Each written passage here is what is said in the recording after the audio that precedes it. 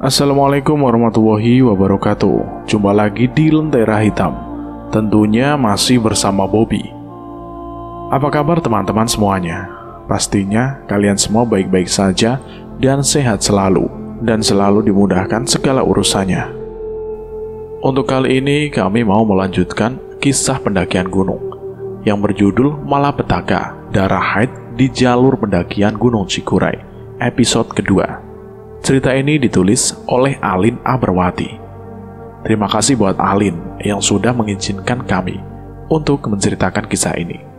Tidak usah lama-lama, kita langsung saja ke ceritanya. Cerita horor dimulai.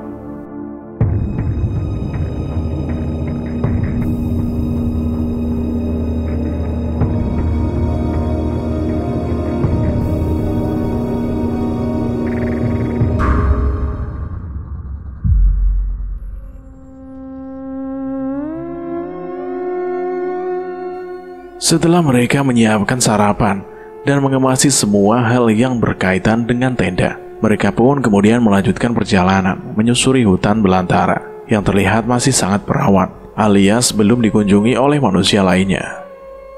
Saat di dalam perjalanan, Arum merasakan ada hal yang aneh dalam dirinya. Tubuhnya mendadak lemas, perutnya pun begitu sakit seperti orang yang akan datang bulan. Ia pun kemudian meminta izin kepada teman-temannya untuk memastikan apakah ia benar-benar datang bulan atau tidak. Ia kemudian mengajak Tasya untuk menemaninya. Dan setelah dicek, ternyata Arum memang benar-benar datang bulan. Dan hari ini tepat hari pertama. "Sah, aku datang bulan. Gimana nih?" tanya Arum kebingungan. "Kamu ada pembalut gak? Kalau ada, langsung pakai aja. Jangan sampai darahnya menetes kemana-mana," ucap Tasya. Ada. Kebetulan aku bawa 2 pembalut. Semoga saja nanti bisa cukup," ucap Arum. "Ya udah, langsung pakai aja," ucap Tasya kembali. Arum pun langsung memakai pembalut yang dibawahnya tersebut. Setelahnya ia merasa lega. Namun rasa sakit datang bulan di hari ini tetap dirasakan oleh Arum. Namun ia berusaha untuk tak mengindahkan rasa sakit tersebut. "Kamu beneran kuat gak, Rum?" tanya Joni. "Aku kuat, Bang. Semoga saja rasa sakitnya lekas reda," ucap Arum. "Ya udahlah, ayo kita melanjutkan perjalanan lagi," ucap Joni. Mereka bertujuh pun kemudian melanjutkan perjalanan lagi menuju puncak Gunung Cikuray. Mereka sudah masuk ke dalam hutan dengan pepohonan yang tampak menjulang begitu tinggi ke arah langit. Untung saja mereka semua dibekali keilmuan pendakian saat di kelompok pecinta alam di kampusnya, sehingga mereka tak begitu kesulitan dalam beradaptasi dan mencari jalan yang dirasa mampu mengantarkan mereka hingga sampai puncak. Mereka selalu berpikiran bahwa gunung bentuknya yaitu merucut ke atas, sehingga jika mereka paham arah mata angin dan mengikutinya ke atas, maka mereka pun akan sampai di puncak. Itu hal yang selalu mereka pikirkan, sehingga mereka memiliki semangat besar untuk bisa sampai di puncak, meskipun harus melewati hutan belantara yang nampak belum pernah dijamah oleh manusia. Saat dalam perjalanan, tiba-tiba saja Arum merasakan dingin tubuhnya. Bulu kuduknya pun merinding seketika. Ia sendiri pun tidak tahu apa yang membuatnya merasakan hal tersebut. Namun, ia merasakan ada sesuatu yang mengikutinya dan melekat di tubuhnya. "Rum, kamu gak apa-apa? Kok wajahnya pucat?" tanya Tasya. "Dingin banget saya," ucap Arum yang mulai menggigil. "Guys, berhenti dulu. Arum kedinginan," ucap Tasya, memberhentikan semua teman-temannya yang lain. Joni sebagai leader pun mencoba memastikan kondisi Arum dengan memeriksa dahi Arum. Dan benar saja, tubuh Arum sangatlah dingin. Joni pun langsung bertindak dengan memberikan jaket miliknya kepada Arum. "Tubuhku berat banget. Seperti ada sesuatu yang menempel di punggungku," ucap Arum. Salah satu dari mereka ada yang peka terhadap hal-hal yang berbau gaib, yaitu Agus. Agus pun langsung membisikkan sesuatu hal kepada Joni selaku leader, tanpa langsung memberitahukannya kepada Arum, sebab ia khawatir Arum akan menjadi panik setelah mengetahuinya. "Bang Joni, Arum sepertinya ketempelan," bisik Agus kepada Joni. "Ketempelan apa maksud lo?" ucap Joni. "Ada gadis cantik berbaju merah yang sedang berada di punggung Arum saat ini. Aku bisa merasakannya," ucap Agus kepada Joni. "Lo gak bohong?" tanya Joni. "Enggak bang, tapi tolong lo gak usah bilang hal ini ke dia ya. Takut dia parno," ucap Agus. "Terus gimana cara ngobatinya?" tanya Joni lagi. "Gue sendiri bingung bang. Mungkin bisa air minum yang sudah dibacakan ayat Al-Quran sebelumnya bang," ucap Agus. Joni pun bergegas mengambil air mineral di ranselnya dan mulai membacakan ayat Al-Quran yang ia tahu. Ia pun kemudian mencipratkannya ke punggung Arum, dan tak lupa meminta Arum untuk meminum air mineral tersebut. Meskipun Arum merasa aneh dengan sikap Joni, namun ia menuruti semua perkataan Joni. Setelahnya, Arum pun terlihat semakin lemas. Ia bahkan tak mampu untuk menopang tubuhnya lagi. Akhirnya karena darurat, Joni dan teman-teman pun kembali membuka tenda sebagai tempat Arum beristirahat. Joni dan teman-teman lain fokus kepada kesehatan Arum tanpa memikirkan puncak Cikuray.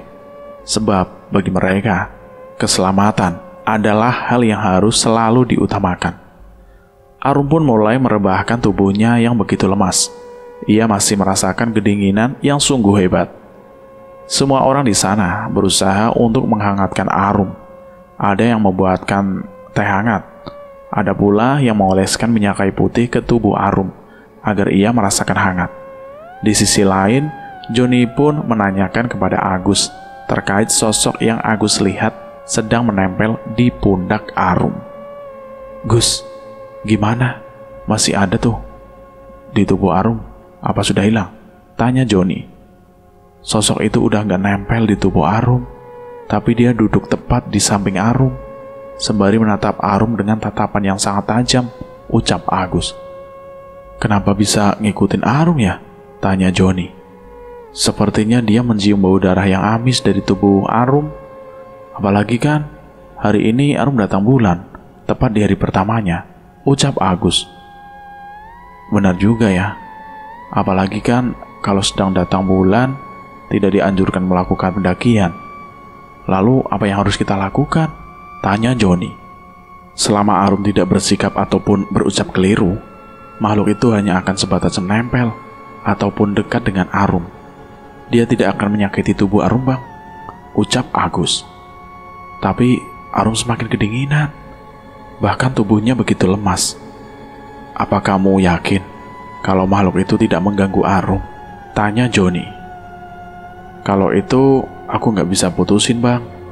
Lebih baik kamu tanya ke teman-teman saja," ucap Agus. Joni pun kemudian membuka obrolan dengan semua teman-temannya, tepat di depan tenda, untuk berbincang tentang melanjutkan pendakian Cikuray ini. "Guys, Arum kan sakit nih. Kita mau lanjut atau pulang saja?" tanya Joni. "Kita coba lihat kondisi Arum beberapa waktu ke depan bang. Kalau dia semakin buruk kondisinya, kita lebih baik turun. Namun jika sebaliknya, kita bisa lanjutkan perjalanan menuju puncak," ucap Dika. "Bagaimana yang lain?" tanya Joni. "Sebetulnya aku dengan Nisa pengen sampai ke puncak supaya ada kenang-kenangan. Tapi kalau semuanya setuju turun, ya kami ngikut," ucap Ari. "Lebih baik turun, sebab aku tak tega melihat kondisi Arum saat ini," ucap Tasya. "Ya udah, kita lihat perkembangan kondisi Arum selama 1 jam ke depan, ya. Kalau dia pulih, segera kita lanjutkan. Kalau semakin memburuk, kita turun," ucap Joni. Meskipun saat ini Joni dan teman-temannya sedang tersesat saat akan mendaki puncak Gunung Cikuray, namun Joni tahu arah tujuan ke bawah. Sebab di sepanjang jalan yang mereka lewati, ia lebih dulu memberikan tanda berupa ikatan tali yang ia gantung di ranting pohon di sepanjang jalan yang mereka lewati. Joni benar-benar leader yang penuh dengan perhitungan dan tidak egois. Ia benar-benar memikirkan keselamatan seluruh anggotanya, terutama Arum yang sangat rentan sakit. Setelah 1 jam berlalu, kondisi Arum pun semakin membaik. "Jangan turun gitu aja, kita lanjut sampai puncak baru turun," ucap Arum yang ternyata mendengar semua hal yang diperbincangkan oleh teman-temannya. "Tapi kondisi kamu?" tanya Joni. "Aku baik-baik saja bang, aku yakin akan selalu baik," ucap Arum. "Kamu butuh istirahat beberapa lama lagi?" tanya Joni. "Beri waktu aku 1 jam untuk memulihkan kondisi tubuhku secara maksimal," ucap Arum. "Ya sudah, kita akan kembali melanjutkan perjalanan setelah kamu selesai beristirahat," ucap Joni. Sembari beristirahat, Joni dan teman-temannya pun memilih untuk memasak logistik yang mereka bawa, yaitu mie instan. Mereka pun merebus mie yang dibawanya. Joni merasa sedikit lega. Satu persatu, persoalan lekas tuntas dengan sendirinya. Saat teman-teman lain sedang menyantap hidangan yang selesai dimasaknya, tiba-tiba saja Arum keluar dari tenda dan menghampiri yang lain. "Loh Rum, kok keluar tenda? Memangnya kamu sudah pulih?" tanya Tasya. "Zah, darahku sangat amis. Sepertinya aku harus segera mengganti pembalut," bisik Arum kepada Tasya. "Kamu sudah kuat untuk berjalan?" tanya Tasya. "Udah Zah, mau nggak kamu antar aku untuk ganti pembalut?" ucap Arum. "Ya udah, aku kemasi dulu piring milikku ya. Setelah itu aku akan langsung antar kamu," ucap Tasya. Tasya pun mengemasi piring miliknya dan meminta izin kepada teman-teman yang lain untuk mengantarkan Arum pergi untuk mengganti pembalutnya. "Guys, aku antar Arum dulu ya," ucap Tasya. "Kalian mau berdua saja? Mau aku temani nggak?" tanya Joni. "Nggak usah bang, ini urusan cewek," ucap Tasya. "Mau aku temani biar bertiga," ucap Nisa. "Nggak usah Nis, kamu sama Ari saja di sini," ucap Arum. "Ya udah, kalau gitu kalian hati-hati dan lekas kembali ya. Jangan terlalu jauh," ucap Joni. "Iya bang," ucap Arum dan Tasya. Arum dan Tasya pun berjalan menuju pohon besar yang lokasinya tak cukup jauh dari tenda mereka. Bau amis semakin menyengat. Wajar saja, hari ini merupakan hari pertama Arum datang bulan. Ia pun bergegas untuk menggantinya dengan yang baru. Setelahnya, pembalut yang masih bersimbah darah ia buang begitu saja tanpa dibersihkan ataupun dibungkus terlebih dahulu, hingga membuat Tasya terkaget. "Loh, kok dibuang gitu aja?" tanya Tasya kepada Arum. "Gak apa-apa Syah, udah penuh darah, masa mau dibawa lagi buat disimpan di tas," ucap Arum. "Tapi pamali loh Rum, membuang bekas pembalut sembarangan. Terlebih lagi masih bersimbah darah seperti itu. Takutnya darah haid kamu dijilat oleh makhluk halus," ucap Tasya khawatir. "Masih aja kamu percaya tahayul Syah?" ucap Arum. "Bukan gitu Rum, tapi kita harus tetap menjunjung tinggi sikap sopan santun dimanapun kita berada," ucap Tasya. "Sudahlah Syah, jangan dibesar-besarkan," ucap Arum menambahkan. Tasya pun hanya bisa menggelengkan kepala atas sikap yang dilakukan oleh Arum. Ia tak habis pikir jika Arum akan melakukan hal sedemikian. Mereka pun kemudian kembali ke tenda untuk bergabung dengan yang lain. Tasya memberitahukan sikap yang dilakukan oleh Arum kepada Joni. "Bang, aku mau ngomong, bisa?" tanya Tasya mengajak Joni untuk berbicara di luar agar tak ada yang mendengarnya. "Kenapa Syah?" tanya Joni.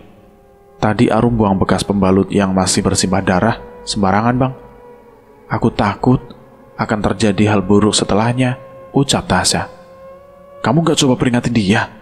tanya Joni. "Sudah bang, namun dia tak menurut begitu saja," ucap Tasya lagi.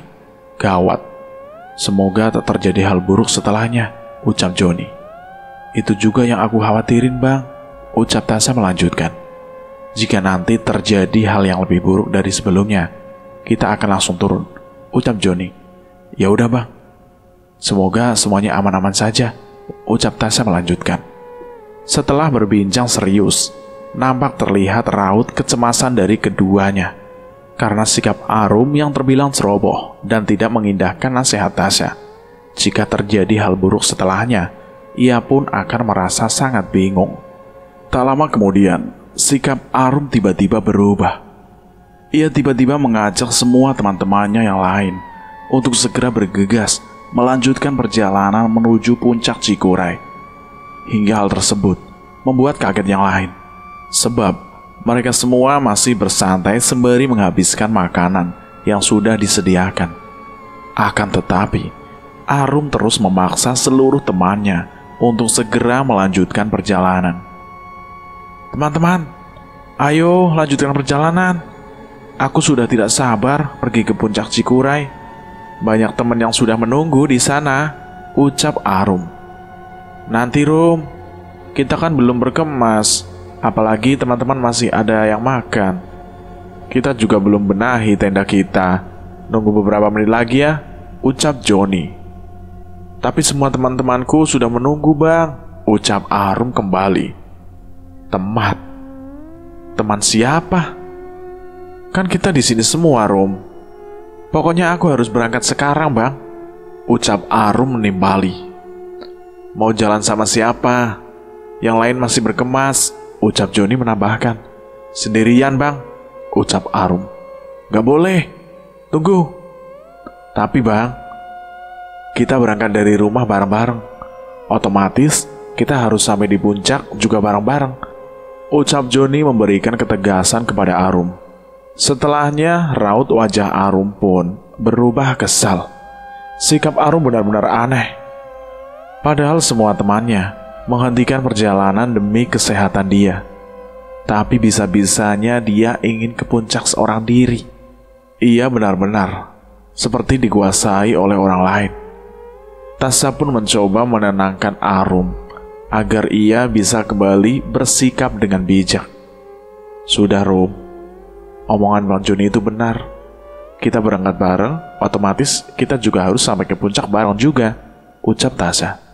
Tapi mereka sudah nungguin aku, Syah, ucap Arum kembali. Mereka siapa? Tanya Tasya kepada Arum. Semua teman-temanku, Syah. Mungkin itu hanya halusinasi kamu saja, Rum.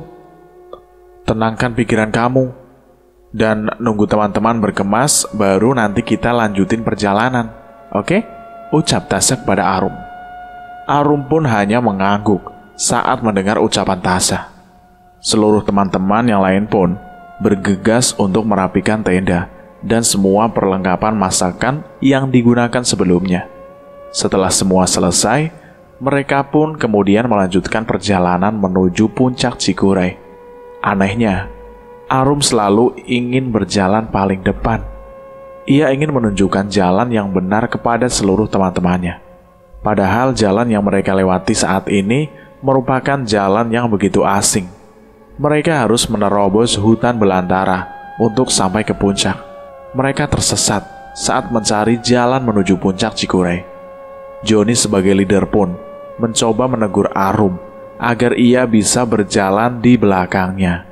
Ia tidak ingin Arum mengambil langkah yang salah. Kamu jalan di belakang aja, biar gua yang di depan, ucap Joni. Gak mau bang, aku pingin di depan, ucap Arum. Emang tahu jalan? Tanya Joni kepada Arum. Tahu dong, kan aku sering kesini, ucap Arum. Sikap Arum benar-benar aneh setelah ia tak sengaja membuang darah haidnya secara sembarangan. Joni pun bergegas menghampiri Agus yang tahu tentang hal-hal gaib. Ia ingin memastikan bahwa Arum yang saat ini ada di antaranya merupakan Arum yang mereka kenal. Gus, dia beneran Arum bukan? Gua ngerasa aneh sama sikapnya, ucap Joni kepada Agus. Bang, kalau boleh ngomong jujur nih, dia bukan Arum, bisik Agus kepada Joni. Lalu dia siapa, Gus? Arum sudah dikuasai makhluk lain, bang. Sosok wanita yang sebelumnya mengikuti dia.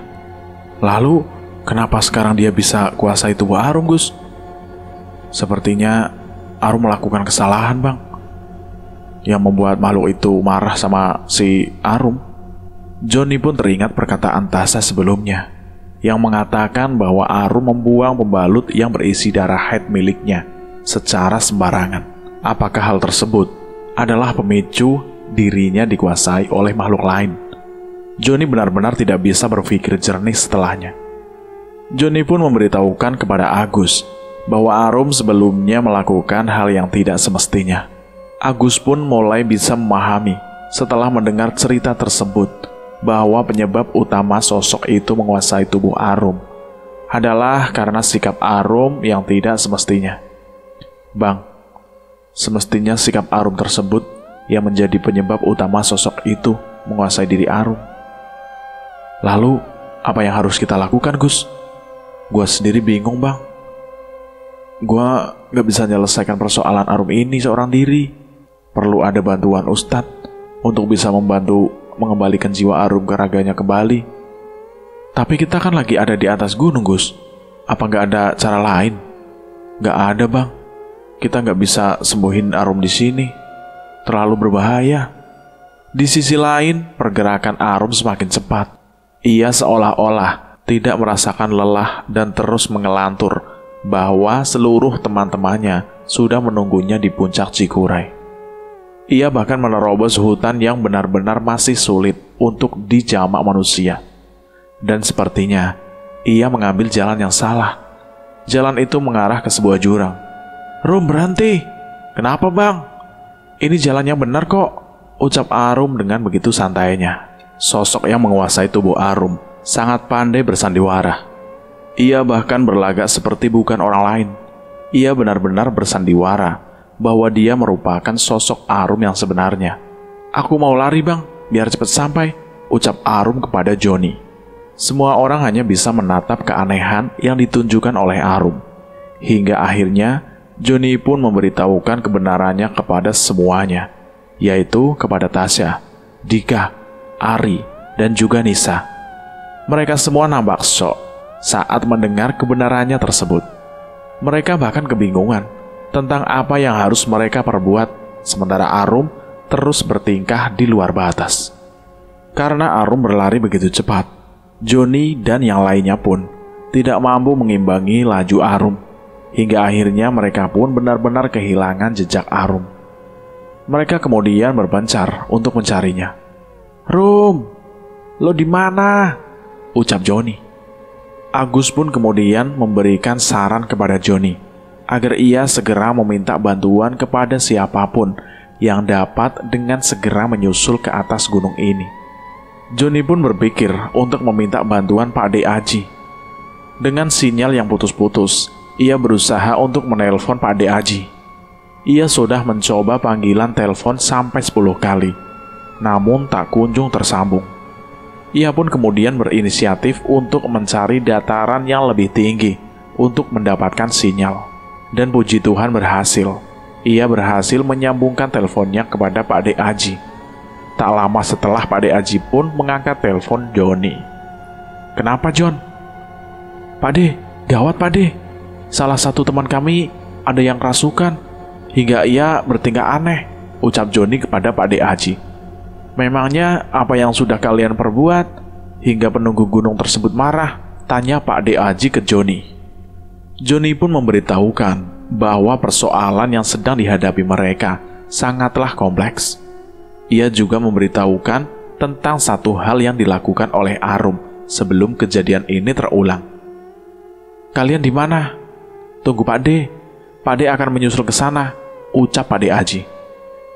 Kami masuk ke dalam hutan Pak De, ucap Johnny kepada Pak De Aji. Jangan bergerak begitu jauh. Pak De dan beberapa orang akan membantu kalian semua, ucap Pak De.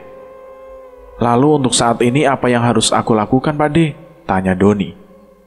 Tidak banyak hal yang bisa dilakukan, sebab dari pengamatan yang telah dilakukan oleh Pak De Aji, Arum benar-benar sudah dirasuki oleh makhluk lain, ucap Pak De Aji. Johnny dan teman-teman lainnya pun memutuskan untuk terus mengawasi Arum tanpa beristirahat sedikit pun. Mereka tak ingin Arum bertindak gegabah dan hal tersebut dapat membahayakan diri sendiri. Semua teman sudah merasa kelelahan, Langkah Arum begitu cepat hingga sulit untuk diimbangi. Tasya yang begitu dekat dengan Arum hanya bisa menangis melihat Arum bertingkah seperti itu. Sementara teman-teman yang lain pun meminta untuk beristirahat lebih dahulu.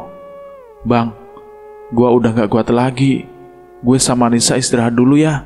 Kalian kalau mau lanjut ya sok lanjut aja," ucap Ari. "Iya bang, aku benar-benar capek," ucap Nisa.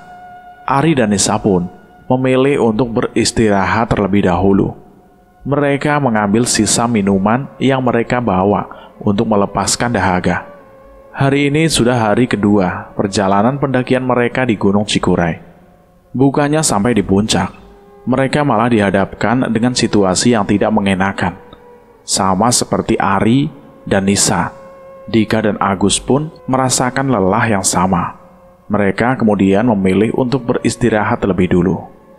"Bang, gue juga capek banget nih. Gue rehat dulu ya bentar," ucap Dika. "Bang, lo ngejar Arum secepat apapun, dia akan lebih dari itu. Makhluk itu benar-benar menguasai tubuh Arum," ucap Agus kepada Joni. Sementara Tasya hanya bisa terdiam melihat semua temannya dibuat lelah oleh Arum. Ia sangat ingin mengikuti Arum, namun ia juga merasakan lelah yang tidak bisa ditahankan lagi. Ia pun kemudian berteriak memanggil Arum dengan tangis di pipinya. "Arum, berhenti!" teriak Tasya. Setelah mendengar teriakan saya, Arum pun berhenti dan menengok ke arah Tasya dengan tatapan kosongnya. Arum pun tiba-tiba berteriak sembari menangis seperti yang dilakukan oleh Tasya. "Tolong aku!" teriak Tasya. Setelah itu Arum kembali bertingkah aneh. Ia kembali berjalan cepat sembari tertawa. Joni yang melihat hal tersebut pun tak bisa tinggal diam.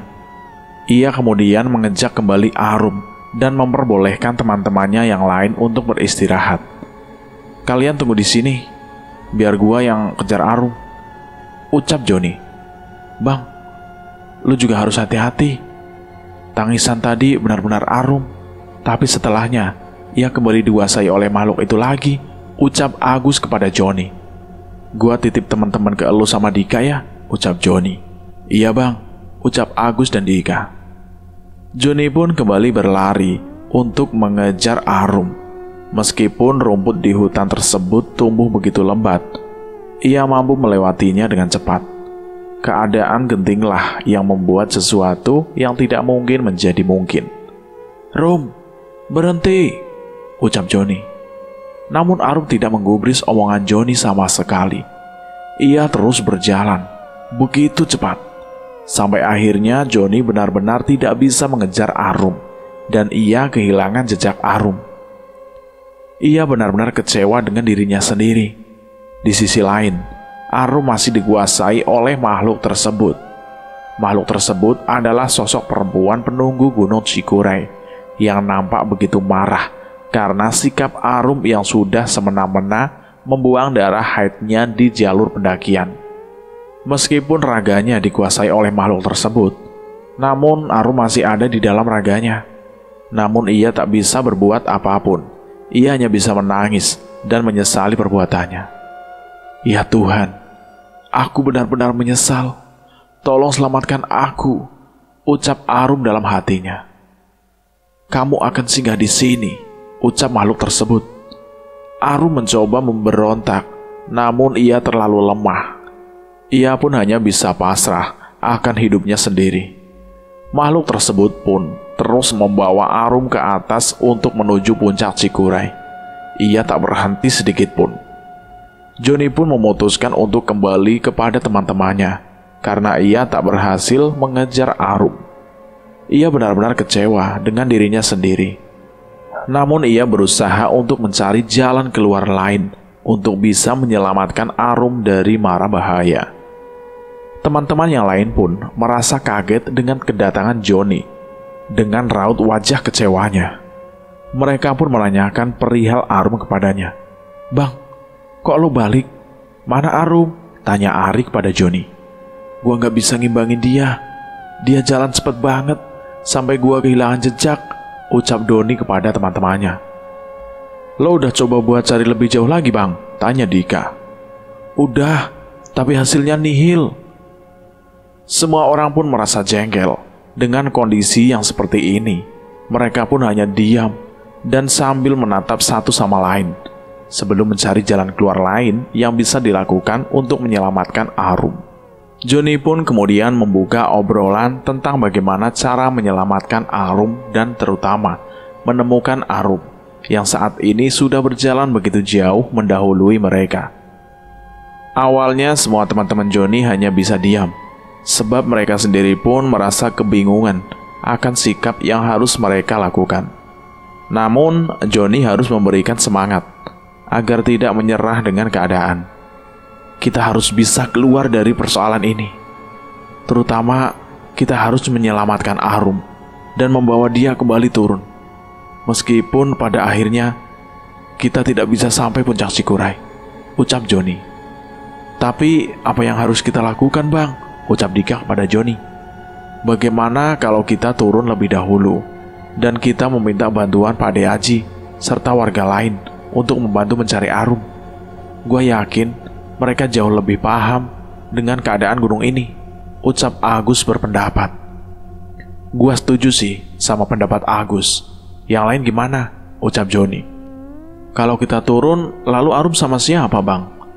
Apalagi turun juga kita perlu waktu. Kalau misal kita tersesat gimana? Ucap Tasya. Sebelumnya kan kita udah ngasih tanda di pohon-pohon yang kita lewati. Gue yakin kok saat turun nanti kita gak bakal nyasar, ucap Ari. Benar kata Ari, aku juga lebih setuju kalau kita turun. Karena kita nggak mungkin bisa kendalikan Arum hanya berenam saja, ucap Nisa. Tapi Arum kasihan, nanti dia sendirian, ucap Tasya kepada temannya. Tapi kalau kita nggak bertindak sekarang, kita akan semakin sulit untuk mencari Arum, ucap Nisa. Lo yang bisa mutusin, Bang. Lo leader di sini, ucap Dika. Johnny pun mencoba menampung pendapat dari semua teman-temannya. Ia harus bisa mengambil pendapat yang paling baik agar ia bisa menyelamatkan Arum segera. Oke, gua setuju sama pendapat kalian. Lebih baik kita turun dulu sampai kita juga isi logistik yang sudah hampir habis.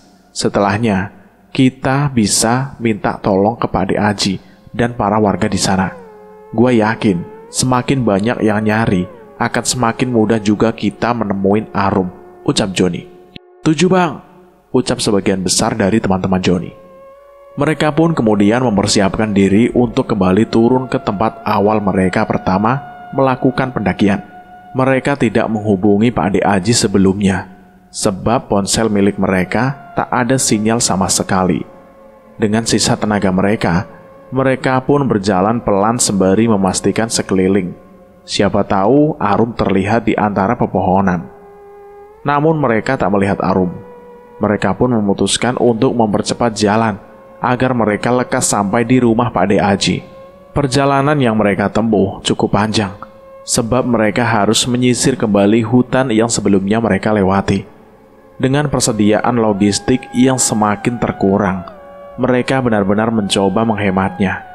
Sesekali mereka beristirahat untuk menghilangkan lelah, dan setelahnya mereka pun melanjutkan perjalanan kembali.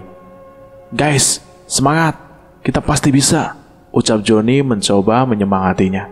Iya, Bang, jawab teman-teman yang lain.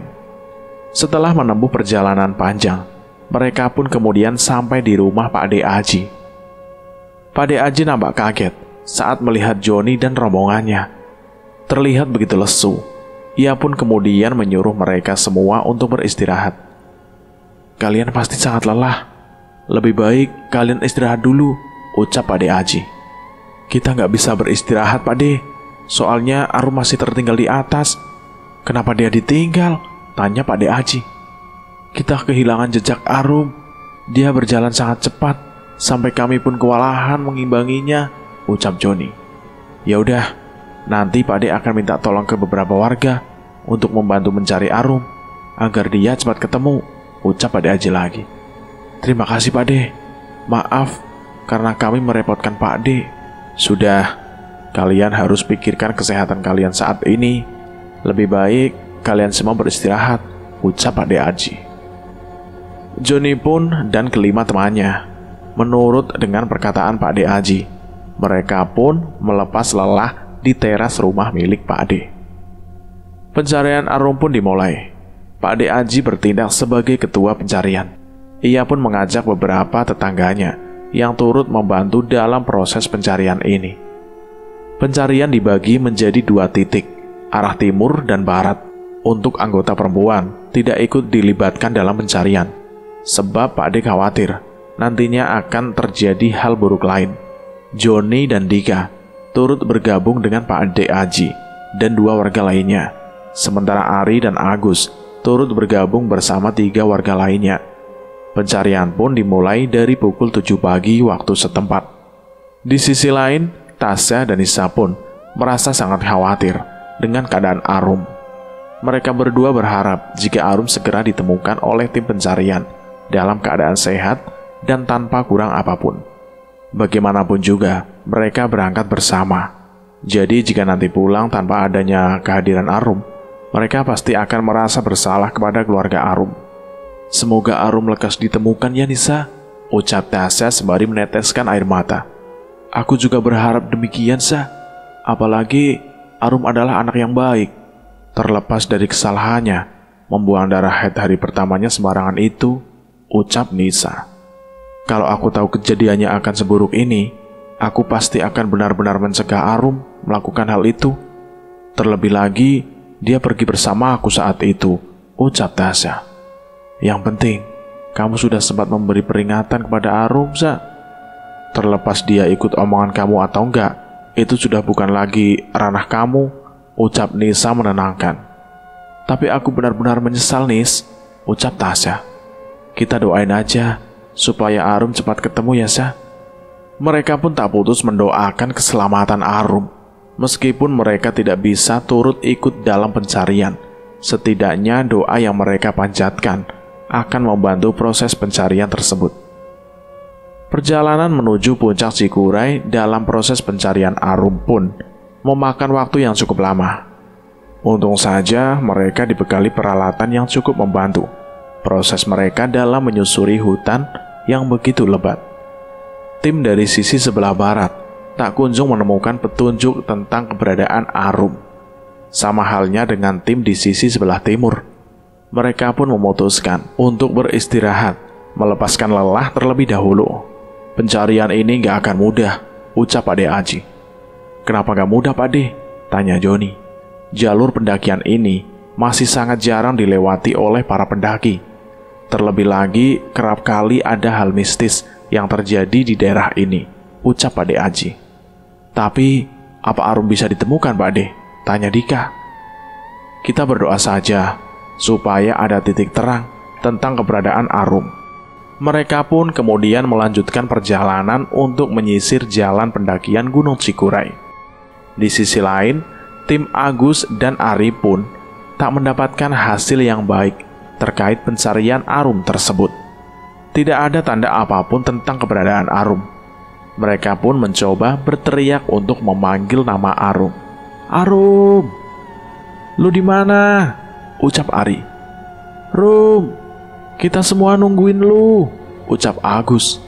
Sepertinya pencarian ini akan memakan waktu selama berhari-hari, ucap penduduk yang ikut dalam pencarian. Setelah mendengar pertanyaan tersebut, Ari dan Agus pun merasa sedih dan hampir putus asa. Namun ada rasa tanggung jawab besar yang mereka emban, sebab mereka sedari awal berangkat bertujuh. Maka mereka pun harus pulang bertujuh juga, tanpa ada yang tertinggal satupun. Mereka pun terus meneriaki nama Arum, berharap Arum mampu mendengar suara mereka dan menjawab panggilan mereka. Namun pada kenyataannya, pencarian di hari pertama tidak membuahkan hasil, baik dari tim barat maupun tim timur. Karena hari sudah semakin larut, semua tim pencarian pun memutuskan untuk kembali ke rumah Pak De Aji untuk beristirahat, dan pencarian akan dilanjutkan keesokan harinya. Meskipun mereka harus bolak-balik naik turun Gunung Cikuray, namun mereka tidak merasakan lelah sedikit pun, sebab rasa khawatir mereka mampu menutupi rasa lelah mereka dalam pencarian keberadaan Arum. Saat semua orang sedang terlelap, tiba-tiba saja Agus bermimpi tentang Arum. Di dalam mimpinya tersebut, ia melihat Arum sedang menangis tepat di bawah pohon besar. Wajahnya benar-benar pucat dan begitu sembab. Ia terlihat sedang berada di dalam kesulitan hebat. Di sisi lain, ia melihat sosok yang menyerupai Arum. Namun ekspresi yang dinampakkan olehnya berbalik dengan sebelumnya. Ia nampak tersenyum sumringah. Bahkan ia pun menari-nari dengan tubuh Arum. Sosok itu seakan-akan melihat kehadiran Agus, meskipun dalam mimpi. Sosok itu kemudian menatap tajam ke arah Agus dan mengatakan kalimat yang tidak mengenakan. Dia sudah menetap di sini. Tidak ada satupun yang bisa menemukannya, ucap sosok yang menguasai Arum. Agus benar-benar diam, terpaku, saat mendengar sosok yang menyerupai Arum mengatakan hal tersebut. Banyak sekali pertanyaan dalam benak Agus tentang keselamatan Arum. Apakah Arum benar-benar terpenjara di gunung ini? Apakah ia tak akan selamat? Apakah Arum tidak akan ditemukan oleh tim pencari? Kegelisahan benar-benar menyelimuti Agus, hingga dia pun tersadar dari mimpinya, sembari terkaget-kaget, dan menyebut nama Arum dengan begitu keras. "Arum! Arum!" teriak Agus. Teriakan Agus tersebut kemudian membangunkan beberapa teman lainnya dari tidur. Mereka langsung menanyakan tentang apa yang terjadi pada diri Agus, sampai dia berteriak begitu kencang menyebut nama Arum. "Kenapa lu, Gus?" tanya Joni. "Gua mimpi buruk, Bang," ucap Agus. "Mimpi apaan lu?" tanya Dika dan Ari. "Arum gak selamat. Dia benar-benar dikuasai makhluk itu. Dan kita tidak akan bisa menemukan dia," ucap Agus. "Jangan ngaco lo, Gus. Kita kan baru melakukan pencarian 1 hari. Pasti beberapa hari ke depan kita bisa nemuin Arum," ucap Joni. Semoga mimpi gua kali ini benar-benar salah, Bang. Gua juga berharap Arum masih bisa ditemukan," ucap Agus dengan khawatir. "Mending kita lanjut istirahat aja, supaya besok kita lebih fit saat melakukan pencariannya," ucap Joni mengakhiri. Setelah itu mereka semua pun kembali melanjutkan istirahat mereka. Hari pun berganti begitu cepat. Mereka pun kembali melakukan pencarian. Hari ini tepat hari kedua. Semoga pencarian hari ini membuahkan hasil yang baik. Tim masih dibagi menjadi 2. Namun jalan yang kedua tim pilih berbeda dengan hari pertama, dengan harapan Arum bisa segera ditemukan. Saat perjalanan, Joni menemukan sebuah sepatu yang begitu mirip dengan milik Arum. Setelah memperhatikannya lebih dalam, ia pun kemudian menyadari bahwa sepatu itu benar-benar milik Arum. Mereka pun kemudian menyisir lokasi di sekitar tempat tersebut. Akan tetapi, hasilnya nihil. Meskipun mereka menemukan jejak keberadaan Arum, mereka pun nampak begitu kecewa setelahnya. Pencarian hari kedua pun tidak membuahkan hasil lagi. Mereka bahkan sudah benar-benar lelah. Orang tua dari mereka sendiri pun sudah mulai gelisah. Satu persatu dari mereka mulai menghubungi dan menanyakan tentang kepulangan mereka. Namun sampai 2 hari pencarian, Arum tak kunjung ditemukan. Mereka pun sengaja tidak menjawab telepon dari keluarga di rumah. Mereka masih tidak menyerah untuk melakukan pencarian. Hingga tak terasa bahwa pencarian Arum sudah berlangsung selama 1 minggu, dengan hasil yang masih sama seperti pencarian awal. Di titik inilah semua orang berpikir bahwa mimpi Agus adalah mimpi nyata, di mana Arum benar-benar tidak akan lagi kembali dan pulang. Pak De Aji dan seluruh warga pun memutuskan untuk berhenti. "Joni dan teman-teman, Pak De minta maaf karena sampai detik ini pencarian Arum tidak membuahkan hasil," ucap Pak De sembari menangis. Arum pun benar-benar hilang dan tidak ditemukan hingga kini. Joni dan teman-temannya yang tersisa pun memutuskan kembali ke Bandung dan membicarakan kebenaran tentang hilangnya Arum kepada keluarganya. Ibu dan bapak Arum benar-benar kaget saat mendengar berita tersebut. Bahkan air mata pun tidak mampu lagi mereka bendung. Kini, Arum benar-benar dalam dekapan keabadian dan tidak kunjung muncul ke permukaan. Kejadian tersebut membekaskan trauma di hati semua teman-teman Arum yang melakukan pendakian. Doa baik pun dipanjatkan untuk Arum. Semua orang pun menangis haru, tidak percaya akan kenyataan yang ada. Cerita ini pun selesai sampai di sini. Bagaimana pendapat kalian semua tentang cerita ini? Silahkan tulis di kolom komentar. Terima kasih buat penulis yang sudah mengizinkan kami untuk menceritakan kisah ini. Terima kasih juga buat teman-teman yang sudah mendengarkan cerita ini. Terima kasih buat semuanya, kami pamit undur diri. Wassalamualaikum warahmatullahi wabarakatuh.